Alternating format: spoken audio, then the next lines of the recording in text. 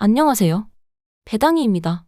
미국의 주식시장을 대상으로 커버드콜 ETF 하면 많은 분들이 떠올리는 종목이 있습니다. 바로 테슬리가 가장 대표적인 종목인데 상장 후 주가 하락과 배당률 하락으로 인해 많은 분들이 고민하고 있는 종목이기도 한데 오늘은 많은 분들과 관련이 있는 그리고 저도 투자 중이기도 한 테슬리의 회수율, 수익률 관련 영상입니다. 일단 중요한 일이 하나 있습니다. 영상 시작 전 좋아요와 구독 부탁드립니다. 좋아요와 구독은 영상 제작에 큰 힘이 됩니다. 일단 전 제가 보유하고 있는 3개 계좌 모두 테슬리를 담고 있습니다.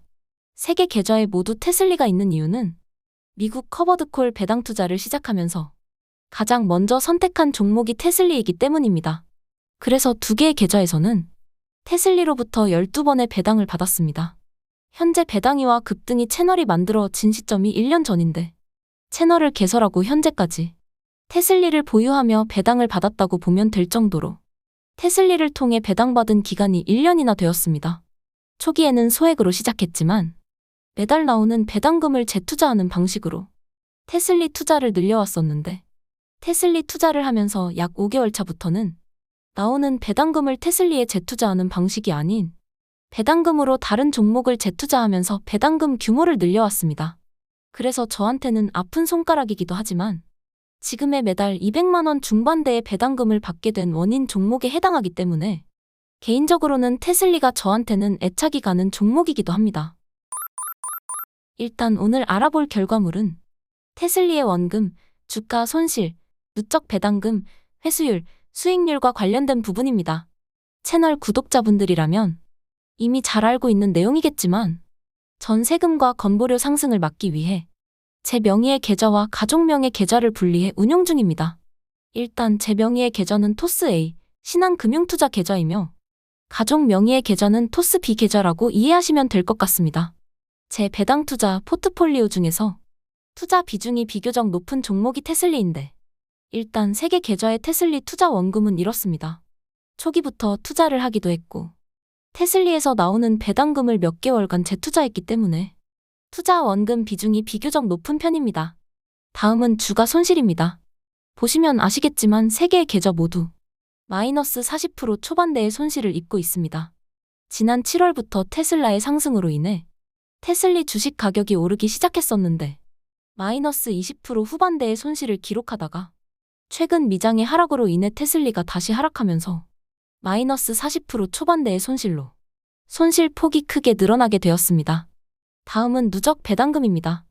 1년간 받은 누적 배당금이 제법 되는 편인데 누적 배당금을 최초 투자 원금으로 나눈 것을 회수율이라고 정의하면 토스A, 신한금투 계좌의 회수율은 약 30% 정도입니다.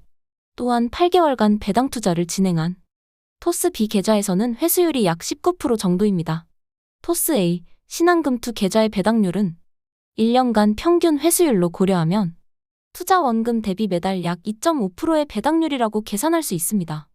토스B 계좌의 배당률은 8개월간의 평균 회수율로 계산하면 투자 원금 대비 매달 약 2.7% 정도의 배당률로 계산할 수 있습니다. 결론을 내리면 주가 하락으로 인한 손실과 누적 배당금을 고려한 수익률은 이렇습니다. 제 명의의 계좌 2개는 마이너스 14% 정도의 수익률을 토스B 계좌는 마이너스 22.4%의 수익률입니다. 현재 마이너스 수익률이기는 하지만 향후 몇 개월이 더 지나게 된다면 그동안 받은 누적 배당금이 주가 하락을 이기기 시작할 것 같고 시기는 올 연말로 예상하고 있기 때문에 양도소득 해지 차원에서 매도 후 재매수하는 전략을 통해 관리를 할 것 같습니다. 테슬리 주가 손실과 회수율을 비교해서 수익률로 계산하면 장점보다는 리스크가 크고 단점이 많은 종목으로 판단할 수도 있습니다. 하지만 단순하게 이렇게만 계산하면 안 됩니다. 전 배당 투자를 시작하는 초기 타이밍에 테슬리 매수 후 매달 발생하는 배당금을 활용해 타 배당 종목에 재투자를 진행하면서 매달 받는 배당금을 작년 말을 기준으로 월 70만 원 정도에서 현재 월 200만 원 중반대까지 끌어올렸습니다. 물론 중간에 추가 자금을 투입하기도 했습니다. 그 과정에서 제 명의의 계좌는 연 2천만 원이라는 세금, 건보료 상승이 있는 벽에 부딪히게 되었고 그 과정에서 가족 명의의 계좌를 추가로 활용하면서 매달 받는 배당금을 더 늘려왔습니다. 그 결과 제 명의의 계좌에서 발생하는 테슬리를 포함한 미국 커버드콜 ETF의 월 배당금들은 연금저축과 IRP 계좌로 이전하면서 원금 회수 속도가 점점 빨라지고 있습니다. 특히 연금저축과 IRP 계좌로 배당금을 옮기면서 연간 120만 원 정도의 세금 혜택을 받게 되었습니다. 또한 연금저축과 IRP에서도 월 배당 종목들을 매수해 새롭게 매달 배당금을 만들어내고 있습니다. 물론 미국 커버드콜 앱에 투자하는 것보다는 배당률 자체는 떨어지는 단점이 있지만 연간 900만 원 납입 후 약 120만 원의 세금을 덜 내는 것만으로도 매년 13.3%의 패시브 수익률이 발생하게 됩니다.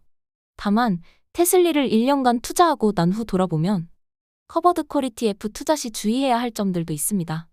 일단 커버드콜 고배당 ETF 투자 시 활용 방법은 정말 다양하지만 주가 하락이 계속되는 상황에서 같은 종목의 배당 재투자는 꽤 위험할 수 있습니다.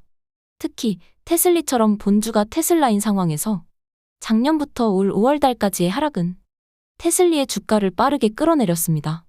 그래서 저도 테슬라 초기 매수 후 약 5개월간은 배당 재투자를 통해 매수를 했었지만 6개월 차부터는 타 종목을 매수하는 전략으로 변경했었습니다. 미국 배당 투자를 시작한 지 이제 겨우 2년 차에 해당하지만 지금 돌이켜 생각해보면 받는 배당금으로 테슬리에 재투자한 것이 아니라 테슬리가 아닌 다른 종목에 배당 재투자를 하면서 배당률이 높아지면서 원금이 늘어나기 시작한 것 같습니다. 이런 과정을 제가 직접 경험해보면서 채널의 커버드콜 ETF 배당 투자에 대해 묻는 분들에게 댓글로 소액으로 최대한 분산 투자를 권하는 이유가 바로 이런 점 때문에 그렇습니다. 매달 현금 흐름을 만들어내는 배당 투자의 매력이 매우 크지만 그만큼 주식 특성상 위험성도 매우 큰 편이기 때문에 최대한 분산 투자 관점에서 진행하는 것이 좋습니다. 오늘 알아본 테슬리의 수익률로 보면 투자 결과가 좋은 편은 아닙니다. 하지만 제가 항상 강조하는 빠른 원금 회수 후 평생 배당이라는 관점은 절대 흔들리고 있지 않고 배당 투자 결과에 대한 만족도가 매우 높은 상황입니다. 이유는 추가 자금 투입 없이 제 명의의 계좌에서 나오는 배당금으로 이미 연저 IRP로 이전하거나 타 종목 추가 매수 자금으로 잘 활용하고 있기 때문입니다. 배당 투자는 매달 현금 흐름을 만들어내는 특징 하나만으로도 다른 단점을 모두 커버할 수 있습니다. 물론 양도세 해지용이나 다른 배당금 활용 목적으로도 장점들은 충분히 많습니다. 이런 장점들로 인해 저도 배당 투자를 계속 진행하고 있고 현재 자녀 명의의 계좌도 하나 추가할 예정입니다. 테슬리와 관련된 준비한 내용은 여기까지입니다. 영상 끝까지 시청해주셔서 감사합니다. 커버드콜 고배당 앱에 투자하는 모든 분들을 응원합니다. 감사합니다.